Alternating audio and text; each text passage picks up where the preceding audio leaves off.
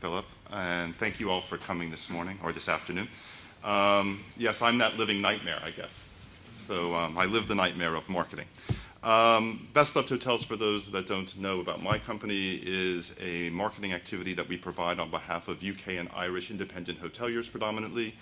We've been around since 1993 and have evolved from being a print publication to a pure electronic platform. That said, when Philip asked me to chair this, the first thing that came to my mind was 2020. And the first thing that I then went through my head was, okay, that's about 8 years from now. If I went back 8 years, how good were my predictions then? And just to give you a sense before I start, I didn't see MySpace. Nor, like Rupert Murdoch, did I not see MySpace closing down as quickly as it did as well. I didn't see Facebook. I didn't see Twitter. And I'm supposed to be a very successful marketer. I didn't see the power of email marketing, as I was just saying to Paul, which you'll be introduced to in a minute. 2008, they were already calling about the death knell of email marketing as a marketing tool. No one foresaw flash websites in the last 24 months. So it is a very fraught situation when any of us tries to sit above you and say, we know what's going to happen in 2020. I suggest if when you leave here you get some insight into where some of my colleagues are taking their businesses and where they see the marketing is going, it might give you some insight to open your ideas to things. That said, let me make one other thing about this. Covering marketing in 30 minutes is impossible. What I will try and do is limit that notion to the audience for travel products, specifically hospitality travel products. How is that changing? How we try to target that, or where we're looking to target that, and what tools, which we don't have today or we might start to be developed today, do we see happening over the next few years. To that end, let me introduce the panel.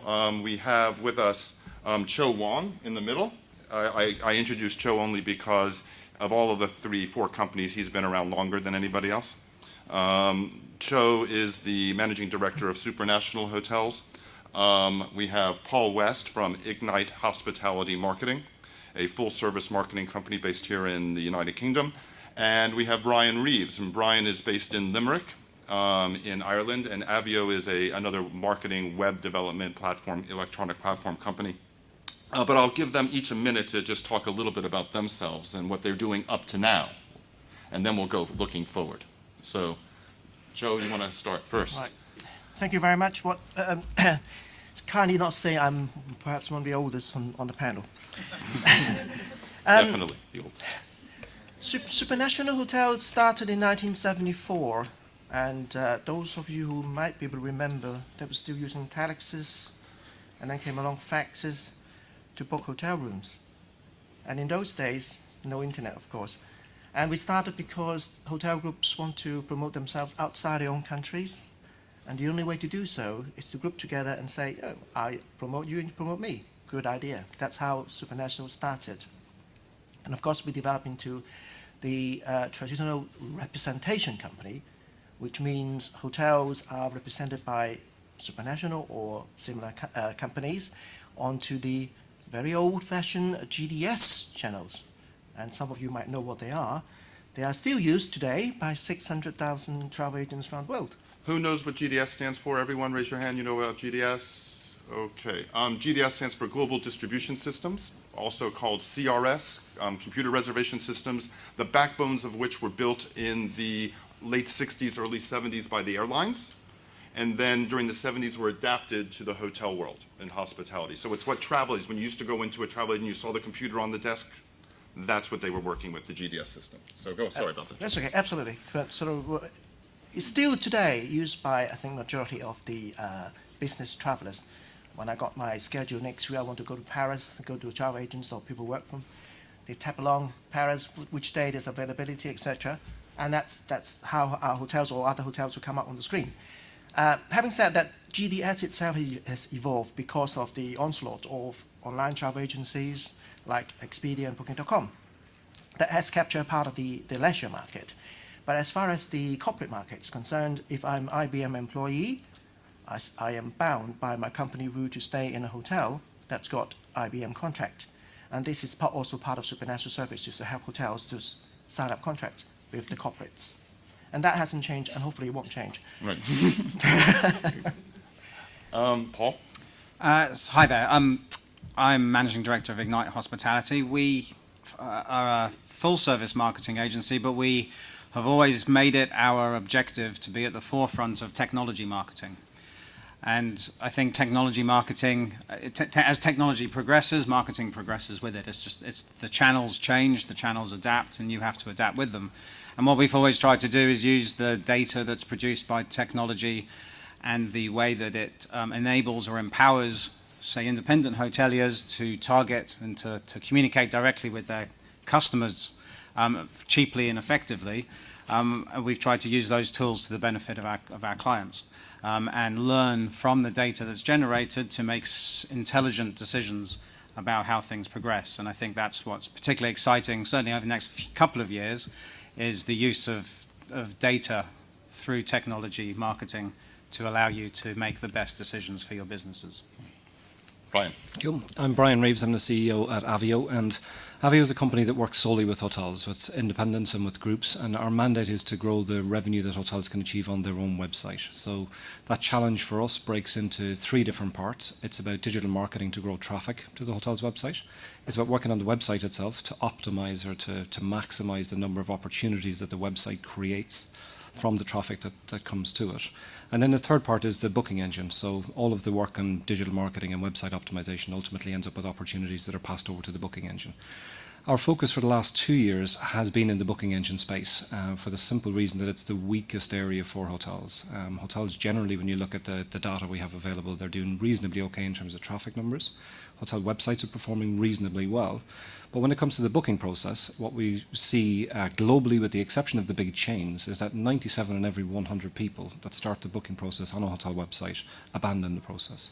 And that's where the gains need to be made. So our pain point, or our customers' pain point today, is the huge overdependency on the OTAs and how we can combat that. And I guess we're looking at that from a digital marketing perspective, from a revenue management perspective, and from the optimization of distribution. In other words, the majority of people who stay in hotels are either people who have been there before, have come back, or they have told their friends about it. So from a hotelier's perspective, if they just got their product right and exceeded those expectations, the marketing cycle self-created itself. And if you actually look at hotels' bottom line, when you look at their P&Ls and you look at cost related to turnover, you find that their break-evens tend to be fairly close based upon turnover created by repeat business and referral business, and it's only new business that actually drops to the bottom line. The problem is that hoteliers don't tend to naturally be marketers. So with that in mind, we're going to focus on not what hoteliers do well, naturally, but how do they go about getting that new business. And now, looking and projecting forward, how was each of the panel, the question being, looking at the audience over the next 1 to 8 years, we know the audience is growing. How is that going to grow? And is it going to be more B2B, using the tools available, or is it going to be B2B being business to business, or B2C being business to consumer? And we'll start with Paul. Well, I personally think that both markets will continue to grow, but I think it depends somewhat on the type of business. I think if you're an independent hotel, you are able to use digital marketing channels to cover both renewed business, so getting customers to come back, but also new business, as in people are looking for the type of thing that you offer. Social media channels and email allow you to communicate with people very easily and effectively, and to be part of the conversation that people might be discussing about your hotel or where your hotel is. Search marketing enables you to put yourself in front of people who are actively seeking what it is you provide. And you can use just that simple mix there will enable the majority of independent hoteliers to be incredibly visible. Interesting. Sure. Right, let me dodge that question by asking a question to the audience. How many of you are hoteliers? Quite a good number. And how many of you would classify yourself as business hotels? Business. As opposed to leisure-led. As opposed to leisure. I mean, a lot of businessmen stay in your hotel, for example. And then the rest would be, I guess, the leisure hotels. People come here for your spa and other services, golf and whatever. Okay, now that already classified the audience. So for business people, they have the need to go to somewhere, to come to London WTM to attend a meeting. So that's their need. So to cover that needs, marketing-wise, is to how to get to those people who need to come here for the meeting and how to promote my hotel in my location because I'm very near WTM, for example. So that's one thing. Leisure business, people don't go to an ABC hotel because I'm going there for holiday. People go to normally a destination to go on holiday, and then they search on that destination what hotels are there.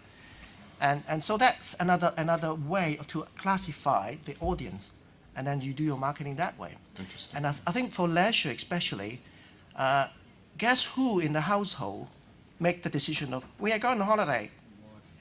The wife. And guess who say, I like that hotel? The kids. They look at the picture, look, lovely, got a pool. Dad, this is the place. And poor me, I'm the one who keyed in my credit card number. but that's exactly how we as hoteliers target the audience and use those channels who got the right audience to do so. Interesting. Brian. I think I'll give a slightly more evasive answer maybe to it. I think the channels that are going to grow well for hotels are the channels that hotels are going to learn to use well. I think there's the latent opportunity, for example, that there is within pay-per-click marketing, within email marketing, within digital display, retarget marketing, are phenomenal. But that's the channels themselves. But what about the actual audience? Do you see it? Well, I think what you're seeing, Jeffrey, is if you break the audience by channel, I mean, if we look at it from a technology perspective, to take a snapshot of where we are in 2012 and some of the tools that are available. So to look at the technologies in isolation, on a hotel's website, we can tell before the homepage of the hotel's website opens, we can tell who the customer is, what they've just searched for if they've come from a search engine, what country they're in, what language they speak, what currency zone applies to that country. And we can tell thereafter how they use the website. So if you talk about selling effectively to that customer, we have a terrific amount of data available to do that sale more effectively. When we look at attribution, we'll see reports from Google that will say that the average booking, you'll see that the customer has touched 10, 15 different points. They'll have maybe found you on PPC, come back, found you on SEO, they'll have looked at you on TripAdvisor, maybe gone to a meta search site like Trivago. And there's technology available now. There's some very clever technology in attribution modeling that can give you a picture of what that customer's journey is like, and from a behavioral perspective, tell you what's being more influential amongst those channels. What we haven't succeeded in doing so far is converging that technology through the integration of the different data systems. And that's really the scope for growth. And if we were to take a picture from my perspective to 2020, it's going to be the opportunities that surround that kind of convergence. As you can see from the panel, there is a heavy emphasis on technology as the forefront or the core of any hotel's marketing. That said, Brian, you just put yourself on the hot seat. So what about the fact, and Brian's interesting because Brian works and lives in Ireland, which over the last 3 years of, believe it or not, which has obviously had its own economic troubles, but one of the areas that has done really well is radio advertising. And radio advertising in the hospitality industry in particular has been very successful in terms of time spent and money spent on it. Where do you see things like, print, newspapers, radio, television, direct marketing, mail marketing, is that a part of the mix? And that's a question for all three of you. So if you, with just one sentence, just say it can be a part of a hotel's marketing strategy, or have we moved on from that? I think it's very much a part of the overall strategy. I think it needs to form part of an overall attribution model. And offline needs to be looked at as importantly as the online does from an influence perspective. Right. Cho? Same answer. And I think unless you say over 20s cannot travel, then there's a different story. They all tweet and book their rooms on their gadgets. But if we talk about the whole spectrum, every single way of marketing should be considered. I consider those offline channels to be what is termed interruption marketing. So Okay, it's interrupting somebody from whatever it is they're doing to put your message in front of them. And that's a scattergun approach. It's you're firing wide and you hope that a few people pick up on what it is you're trying to say. So I personally think that it's becoming less and less important. The more that you build your own data and the more that you learn through the systems like what Brian's describing, because the part of the problem with interruption marketing is it's very hard to measure. So the question then is, how do we engage them? How do we engage the customer going forward? Larry Ellison, by the way, is who I was thinking of. Larry Ellison, a formidable man, as the head of Intel, last week mentioned the fact that by 2020, he was willing to predict stuff. So I figured, hey, why not? So if he's willing to predict 2020, but I thought it was an interesting prediction. He said by 2020, there would be 20 billion mobile devices held by consumers. Well, how we communicate and using that as a technology point, that everyone has a walking encyclopedia for any product or service by 2020, almost anywhere in the world, really does begin to stretch the mind. So, and that is something that if we went back 20 years, how many of us carried telephones that were a bit smaller than shoeboxes? So it is a rather extraordinary prediction to make, but it does focus the mind. And in that way, if we all suggest that from a hotel marketing perspective, that if the hotel's actual website is the cornerstone or the centerpiece for the starting point for messaging or collecting messaging or telling stories, where do we go, and how much should we be spending time on that? How should we be managing that? Brian, why don't you go first this time? I think, what we're seeing at the moment is that the vast majority of hotels business online, in terms of direct business, is still coming through the website traditionally. We are seeing a huge lift in terms of traffic coming through on tablet and on mobile. And what's important to recognise is that the challenge, Jeffrey, you asked about engagement, and to interpret engagement as meaning selling the customer. The challenge to sell a customer on a mobile device is altogether different to the challenge of selling a customer on a website. And we need to look at the data. If you look at mobile bookings that are being made today, if you look at intercontinental hotels are doing 20 million mobile bookings per month. But what they've done is make it very, very easy. So you've got to understand that the customer is working with a much smaller screen size. But what we're seeing is that the bookings are being made for tonight and for tomorrow night. So we need to fundamentally rethink the way we engage with that customer. So asking for a page of customer guest details, asking for a 16-digit credit card and CVV number and expiry date, that doesn't work on a small screen when the customer 90% of the time is actually on the move. So the challenge for hoteliers, and this isn't a marketing challenge as much as a revenue management challenge, is if somebody's on a mobile device looking to book your hotel for tonight, what risk are you really taking in taking an email address from that customer and no credit card details, and to let that booking go through? And that's just one of a myriad of questions that need to be asked as we look at the challenges across multiple devices and engagement. Paul? I really agree with what Brian's saying. And I think what we've seen from our clients' website data is that it's the chart for mobile devices is just completely through the roof, hockey stick style graph.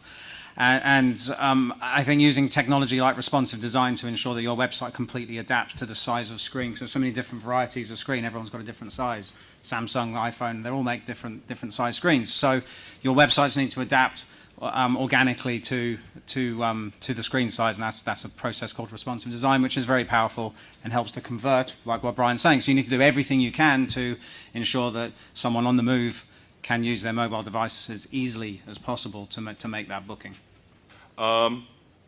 Okay, guys, I'm going to ask you to throw it out there. What product or service or technology, if you want to call it that, or tool that you have come across in the last 6 months to a year that you are either using or developing or think is interesting, that you believe our audience today should be looking at or focusing their attention, something they may not necessarily, or something that sort of caught your eye that says, there's something, and it could be something you're developing. I'm more than happy to let the cat out of the bag. Come on, tell us all. We'll start with Brian. I think there are probably a few tools. I think the number one change that hotels need to make to get their revenues moving is to adopt a percentage-based approach to all of their marketing efforts. And I think the technologies that underlie the execution of that kind of a program are things like real-time bid management, a reservation system that can capture the reservation by customer type, by rate type, by source of traffic. So you get all your data in one place, and you can mitigate fluctuations in bid price for CPC, fluctuation in website conversion rates, and fluctuations in the average booking values that you're achieving per reservation. So I think it goes back to the point I made a little bit earlier. It's more the convergence of existing technologies as opposed to the creation of something entirely new. Interesting. Joe? I think technology is evolving so fast. You got iPhone 45 coming. So to me, I sort of use the word tool in a very loose sense. To me, the tool is human being. It's your customer. They will be the one. they enjoy staying at your hotel, they be the one using whatever system technology to tell their friends. Okay. Paul? Can I ask the audience a quick question? Absolutely. How many people here, off the top of their heads, for the hoteliers this is, know the cost of conversion on their own website? Off the top of their head. Okay. And next question, please. Hi, I work for a small boutique bed and breakfast hotel and cookery school in Worcestershire, and it's independently owned and run. And I see, well, one of my biggest challenges is budget, not having loads of money to do lots of different things. So social's quite a big area for us. And I think that reputation management is key for us going forward. How long has your business been around? 3 years. Okay. Brian, So- do you want to sort of... Yeah, just expand a little bit if So you the can in terms question of why really you, is, in terms of reputation management, where is the best place for me to kind of look to do that? Is there a tool that will help me that's Manage it. relatively, Yeah. to manage it? Because there's only about 5 members of staff, and Yeah. we're small, but we're doing really good things. And How many obviously, bedrooms? 15. We have a big cookery school, so there's lots of different audiences. Okay. So, yeah, I think to answer it, there's quite a few reputation management tools on the market. Largely, they do the same thing in that they aggregate all of the review information across all of the third-party social sites and bring it all back. They differ somewhat in terms of how they analyse that information. And I would say for the property size you are, to go with something that's very intuitive, that you can very easily crunch your reviews and look at what are the top positive things that are being said, what are the top negative things that are being said. What we found works very well on a practical level is to try and isolate the negative things that you can change and the negative things you can't change. So we've had a lot of hotels, for argument's sake, that would have negative reviews saying that the bathroom area is too small, or they would have found something that was expensive. So you'd find the word expensive and then you drill down, you see, well, it was dining was expensive or spa was expensive. And again, from a hardline revenue perspective, what we try and do is control the point, use that data to control the point at which the customer is disappointed. So if you're going to invite a customer in and they're going to stay in a room that has a small bathroom, tell them that before they arrive. If they're going to go and spend money on spa or dining, send them the spa menu, a treatment menu with pricing. Send them a dining menu. So they might still think it's expensive, but they found that out before they've arrived. So they're far less likely to leave your hotel and then post a negative review. So there's a lot of practical information. A lot of it is very intuitive. If I had to recommend a system to you, it would probably be Review Pro, just on the basis of something that's really intuitive and simple to use. Absolutely. Can I just add something quickly to that? Just something really simple and basic is to set up a Google alert for your brand name. So that way, if anyone's, it's really, Absolutely. If you haven't already done so, if you wanted to walk out of here having done something, it'll just alert you every time you're your brand mentioned is anywhere mentioned on Google. On Google, it'll tell you that there's a new blog or a new Absolutely. review or something like that.